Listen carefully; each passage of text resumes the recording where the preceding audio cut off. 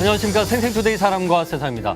만들기를 잘하거나 그림을 잘 그리거나 또 잘 꾸미는 뭐 DIY 이런 거 잘하는 사람들이 있잖아요. 네. 우리가 뭐 금손, 마이더스의 손 이렇게 부르는데 좀 부럽더라고요. 전 잘 못합니다.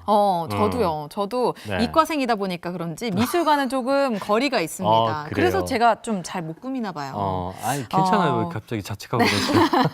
그렇지만 우리 슬아 네. 씨는 좀 미술 감각도 있으시고 어느 있으시죠. 정도 패션 감각도 있으신 것 같은데 어떠세요? 감사합니다. 칭찬 감사하고요. 네. 저는요, 이렇게 손으로 만지는 거, 이렇게 되게 베이킹 하는 걸 되게 좋아하거든요. 그래서 저는 사람들에게 이렇게 베이킹도 구워서 주고, 만들어서 주곤 합니다. 최연아 아나운서는 어떠신가요? 아니 저는 주는 거 잘 먹어요. 많이 주세요. 많이 주세요. 네, 예, 알겠습니다. 이게 창작하는 게 결국 이제 감각도 중요하지만 무엇보다 상상력. 그러니까 뭘 생각해 내느냐 여기서 맞아요. 가늠이 되는 것 같아요. 네, 맞습니다. 그래서 오늘 슬아 씨가요, 상상력을 마구 자극하는 특별한 예술가 한 분을 또 소개해 주신다고 합니다. 네, 버려진 나무나 또 열매에 새 생명을 불어넣는 사람이 있습니다. 이분이 궁금하시다고요? 지금 화면으로 바로 만나보시죠. 금방이라도 날아오를 것 같은 용의 형상부터 귀여운 숲속 동물들과 각종 곤충들까지 상상이 현실이 되는 순간. 자전거를 타고 추적을 피해가는 그런 어린이들하고 연대감이 나타나기 때문에 이티를 표현해 봤습니다. 이거는 솔방울하고 오동나무 열매를 만들었는데 이야. 자연 속 재료만 있으면 뭐든 만들어낸다. 생태공예가 박병일 씨를 만나봅니다.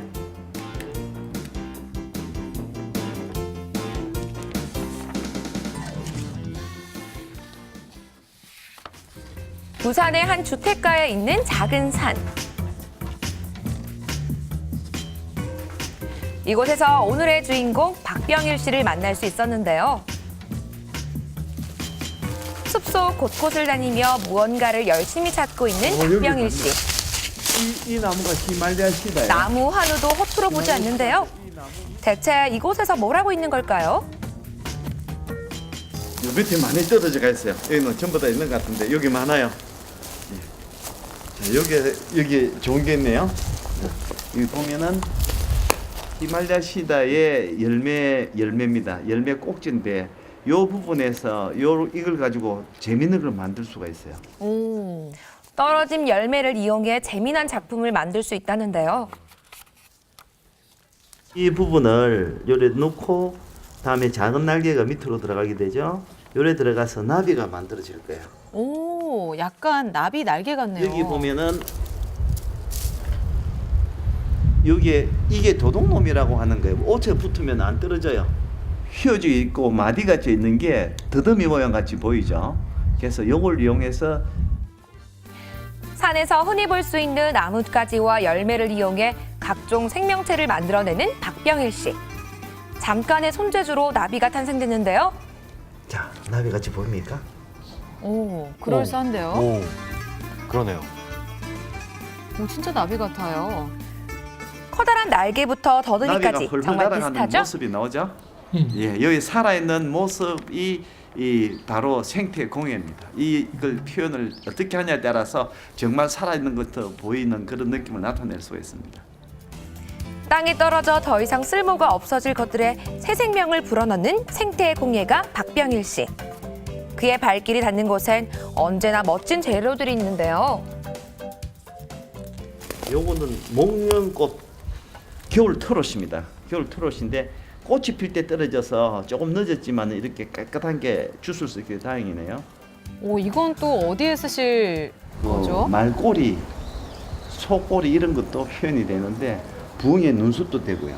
요 생김새에 따라서 여러 가지로 만들 수가 있습니다. 이게 제일 구하기가 힘든 재료입니다. 마치 보물찾기를 하듯 땅에 떨어진 열매를 열심히 줍는 박병일 씨. 이게 오리나무 열매입니다. 우리 주변에 굉장히 많습니다. 이걸 가지고 오늘 뭘 하나 만들어 볼까 싶은데 뭘 만들어 볼까? 작은 솔방울을 연상케 하는 오리나무 열매와 매년 이맘때 볼 수 있는 목련꽃피를 이용해 새로운 작품을 만들어 보려는데요. 자, 여기에 오리나무 열매인데 오리나무가 동글동글하죠. 그래서 요 동글동글한 오리나무 하나는 몸통이 될 거고 하나는 머리가 될 거예요. 여기 결이 비슷하게 생겨서 이렇게 하면은 여기 틈 사이에 끼어서 들어가요. 재료의 특성을 살려 몸통을 만드는데요. 목련꽃피는 털이 많기 때문에 주로 털 부분 표현할 때 많이 쓰고요. 요 부분을 주로 참새 날개 같은 경우 아주 멋지게 나타납니다. 털이 있는 목련꽃피는 참새의 날개가 됩니다. 자, 이렇게 하면은 참새가 날아간 참새가 되죠. 대나무 가지를 이용해서 발을 만들었습니다. 이 대나무 발을 만들었는데 나뭇가지에 앉는 모양이 나왔어요. 이렇게. 자, 이러면은 나뭇가지에 앉은 모양이 나오겠죠. 자연 속 재료로 만들어낸 참새. 금방이라도 날아갈 것 같죠? 특이한 씨앗을 봤을 때 이것은 무엇을 만들면 되겠다는 이런 부분이 머리에 떠올라요.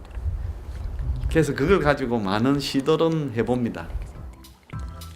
부산 중구에 있는 국제시장. 시장 안에 위치한 건물에 박병일 씨의 작은 공방이 있는데요.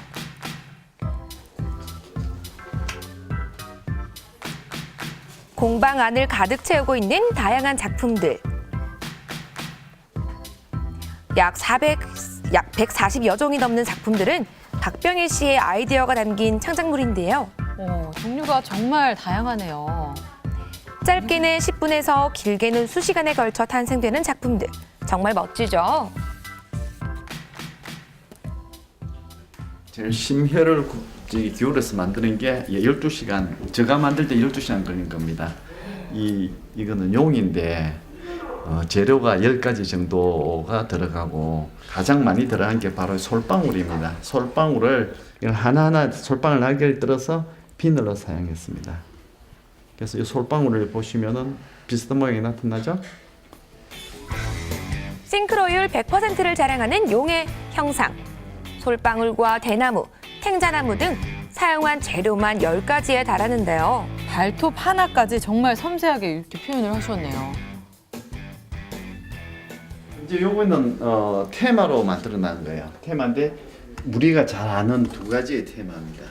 하나는 토끼와 거북이죠. 토끼가 경주를 하다가 토끼가 거북이가 늦게 오니까 조금 이따 가야지 하면서 잠이 든 사이에 거북이가 열심히 쉬지 않고 가서 1등한 그 얘기예요. 동화 속 재미난 이야기를 작품으로 표현해낸 박병일 씨.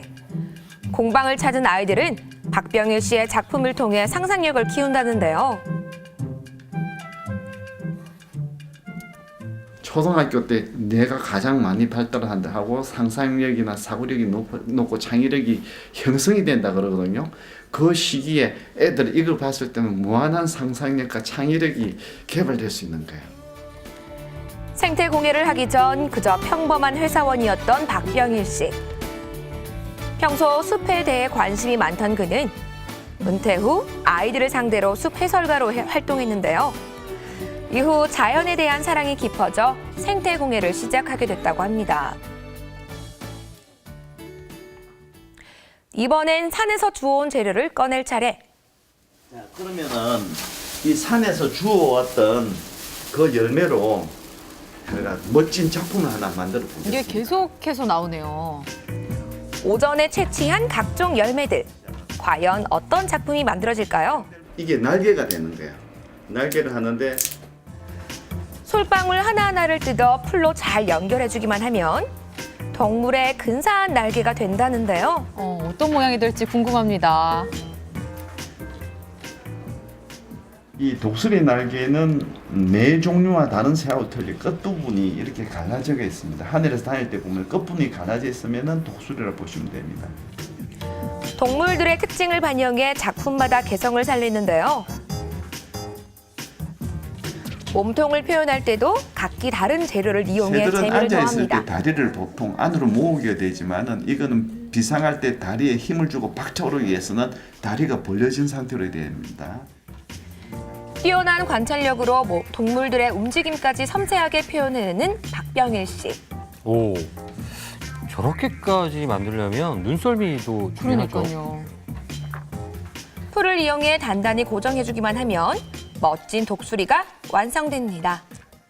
날개가 좀 아주 힘있게 팍 펼치는 그런 상태예요. 다리도 쭉 뻗었고요, 그죠? 죽은 자연을 살리는 거예요. 그래서 숨쉬는 자연을 보다. 저는 이렇게 이야기하고 있습니다. 자, 이걸 이제 나무까지 한번 얹어보겠습니다. 정말 새 생명이 탄생이 됐네요. 20분 만에 탄생된 독수리. 금방이라도 하늘로 날아오를 것 같은 모습인데요. 아니 저게 20분 만이라고요. 대단합니다. 그 생동감이 느껴져요. 날아오를 것 같죠? 부산 중구에 있는 한 센터. 오늘 이곳에서 박병일 씨의 특별한 수업이 있는데요. 바로 제2의 박병일 씨를 꿈꾸는 예비 생태 공예가들이 수업을 듣기 위해 한자리에 모였습니다. 이거로 뭘 만들까 하는 생각을 먼저 하게 되거든요. 그래서 요거로 딱 봤을 때 요래 하나 탁 들어보세요. 우리 종아리 닮았다고 생각이 들죠? 네. 예, 종아리 닮았습니다. 그래서 종아리 닮았으면 다시 올리면은 그 요 위에 팔목 요 위에도 닮았겠죠? 상상력을 자극하는 해바라기 씨. 이 두 개를 연결하면 사람의 팔 모양이 되는데요. 인체를 표현한 게 지금 거의 없거든요. 지금 여기서는 인체 표현하는 방법을 배우는 겁니다. 쇼트트랙 한 장면을 작품으로 표현해 보려는데요. 이런 막 나갈 때 모습이죠. 자, 하는데 여기서 나가 스타트할 때 다리 모양이 어떻게 됩니까? 뒷다리 모양이. 하나는 앞으로 하나는 옆으로 이렇게 나진다 그죠? 그래서 여기서도 저걸 표현할 수가 있어야 돼요. 제대로. 해바라기 씨를 이용해 관절의 움직임을 하나씩 표현하는 학생들. 조심조심 형태를 잡아가는데요. 그런데 완성된 줄만 알았던 작품에 무언가 문제가 생겼습니다. 네, 여기서 조금 안 어색해요? 저는 모르겠는데. 자, 지금 바로 이 길을 갈 때 요래 가는 거예요. 이렇게. 똑같은 방향에 이래 돼 그래요. 금메달로 와는 물 건너 갔네. 예. 아니 계속하면 금메달 따세요. 다음에 할 때는 금메달 따세요.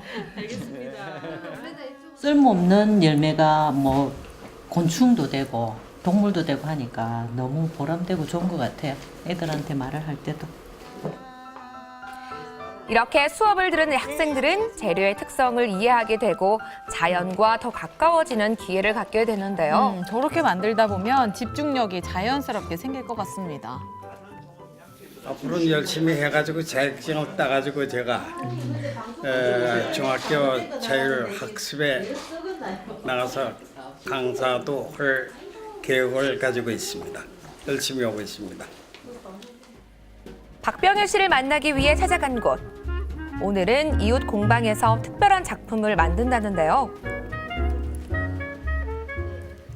제가 만들고 있는 거 한번 보실래요? 선생님 거하고 좀 잘 어울릴 것 같기도 한데. 잘 어울릴 것 같아요. 아 그래요 선생님.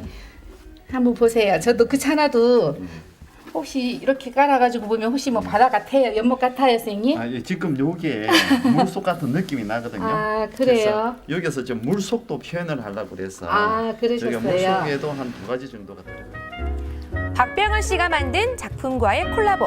정말 기대되죠? 예, 선생님은 천년 염색된 천으로 해서 뭘 만들기를 하시는 분인데 이 선생님하고 작가하고 협력해서 작품을 만들어 볼까 하는 그런 생각이 들었어요.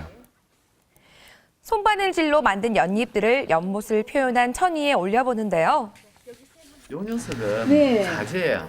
아 네. 옛날에 그 도랑에 가서 네. 돌을 뒤집으면 네. 이 녀석이 숨어 있다가 나오고 해요. 얘네는 물에 있나요? 물속에 살고. 아 그러면은 물에 사는 약간 곤충과 요렇게. 개구리를 연잎 위에 올려보는데요. 아, 네. 물속 사마귀로 하는 친구거든요. 아 물속 그래서 사마귀. 이게 우리로 좀 생물들이 많이 살 수 있는 다니나요? 환경을 바지를 만들어주니 따라가는 생동감이 살아나는데요.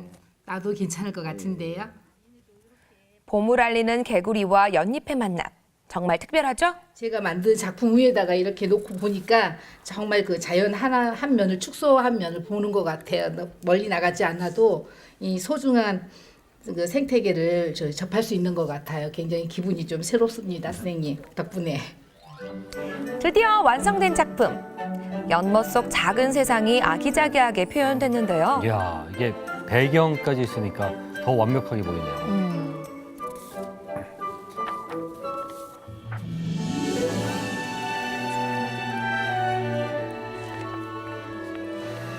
좀 자연에 대한 관심이라든가 이런 게 못하거든요. 근데 저가 하나로는 이거 자연에 대한 인식을 개선하기 힘들 거야. 그래서 다른 종목과 그러니까 친환경적인 이런 종목과 합쳐졌을 때 그런 게 굉장히 전폭될 거라고 생각하기 때문에 그런 걸 만들어 보고 싶습니다. 버려진 나뭇가지와 열매에 생명을 불어넣는 생태공예가 박병일 씨. 앞으로도 더 많은 작품을 볼 수 있길 기대합니다.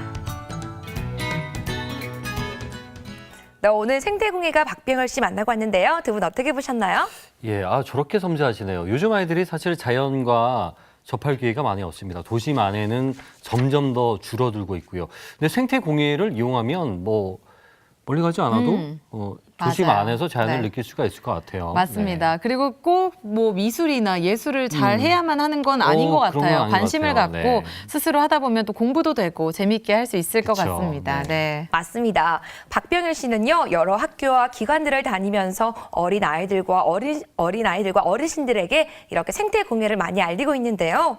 수업을 통해서 자연과 더욱더 친해지는 것은 물론이고요. 또 산만한 아이들의 집중력을 이렇게 강화시키는 데는 좋다고 합니다. 그렇군요. 뭐 그 아이템으로서의 소장 가치도 중요하겠지만 우리 아이들의 자연의 아름다움을 깨닫는데 이 생태 공예가 중요한 역할을 할 거라고 생각이 듭니다. 네, 맞습니다.